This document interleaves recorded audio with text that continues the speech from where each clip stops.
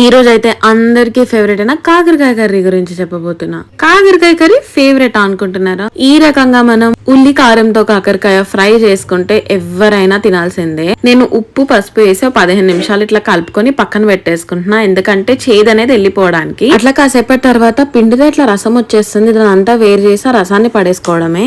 మంచిగా మసాలాస్ రెడీ చేసుకుంటున్నా అన్నమాట. అందుకోసం శనగపప్పు, మినప్పప్పు మరియు ధనియాలని తీసుకొని అయితే మంచిగా కలర్ చేంజ్ అయ్యేంత వరకు రోస్ట్ చేసిన. సో ఎల్లిపాయ, ధనియాలు, మినపప్పు ఇవన్నీ అయితే వేయించి పక్కన పెట్టేసుకున్నా. ఇప్పుడు ఉల్లిగడ్డలు, జీలకర్ర వేయించుతున్నా అన్నమాట.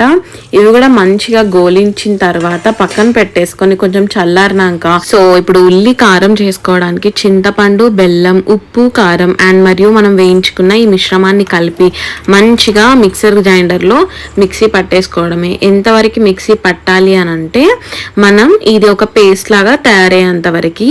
సో దీంట్లోనే ఎట్లాగో కొంచెం తేమ ఉంటుంది కాబట్టి ఎక్స్టర్నల్ వాటర్ ఏం అవసరం పడవు. ఈ గ్యాప్ లో నేను కాకరకాయలని ఇక్కడ వేయించుకుంటున్నాను అనమాట. ఎంతసేపు గోలాలి ఇవి అంటే వీటి టెక్స్చర్ మారేంత వరకు, అట్లా బాగా పచ్చగా ఉన్నవి ఇట్లా ఎర్రెర్రగా అయ్యేంత వరకు గోలించుకొని ఇందాక మనం చేసుకున్న ఈ మిశ్రమానంలో కలుపుకోవడమే. ఉల్లికారాన్ని గట్టిగా పట్టించేంత వరకు కలిపి కాసేపు ఈ కాకరకాయలకి అది పట్టేంతసేపు మంచిగా స్టవ్ మీద పెట్టుకొని అలాగే వేయించుకుంటే మన కాకరకాయ ఉల్లి కారం అయితే రెడీ అయిపోతుంది. ఇప్పుడు కాకరకాయ కర్రీని తీసుకొని వేడి వేడి అన్నంలో అట్లా నెయ్యి వేసుకొని మంచిగా కలుపుకొని తింటే ఉంటుంది. అసలు ఇది నచ్చనోళ్ళు ఉండరు.